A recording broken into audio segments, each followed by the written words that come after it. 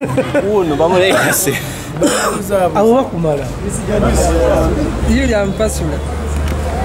Jambo. Mwendo neri. Wena chakula munna. Oyo mufumbo. Mufumbo oyo. Oyo mufumbo.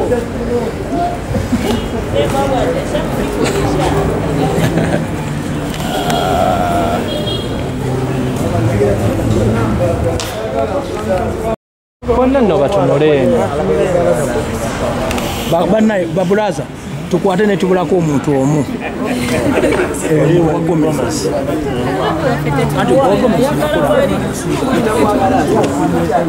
mwemirire mwami wammwe.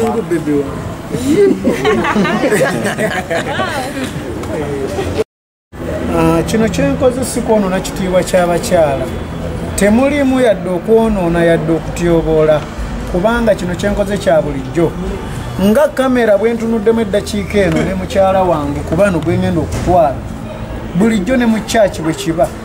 Era faatha ng'agatta wabaawo kamera ne wabaawo n'abantu n'abagole babaawo era ne babuuza n'ebibuuzo nti mummwe abali wano ani ayina ensonga erobera bano abagole okugattibwa oba okufumbiriganwa. Si bwe kiba era byogerwa mu kamera era biddibwamu mu kamera. Fulufika yagambye agenda kukuba emigo n'abakyala bo b'olonze. Okyogerako ki? Emigo gya Fulufigo gyetegekedde otya? Ate enkoko esamba ente. Fulufiga nkoko. Awo gwe kimala eyo. Naye ndi ku nsonga yange ngumu. Nti ensonga eno gye nkola namu naye lwakuba nsonga mpya nti serebo okuvayo nenoonya tekibadde kya bulijjo yensonga lwaki abantu kyabasuseeko naye nga kimanyi nti mu maaso bajja kukigoberera nabo bajja kibeera kubanga bagenda kukyegombako. Olowooza ani agega osuubira ananoonya bawulu bannange bangi. Ani? Waluka Galina talina gwazaala mukozi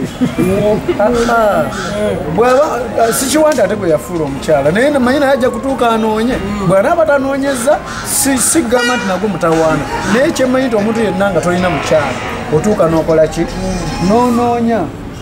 abakyala mami wange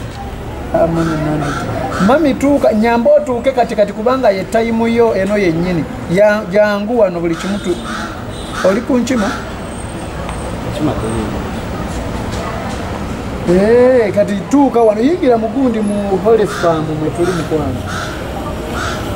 Holy Farm wano waggulu we bayita ku Kyennabweru nga wakava ewa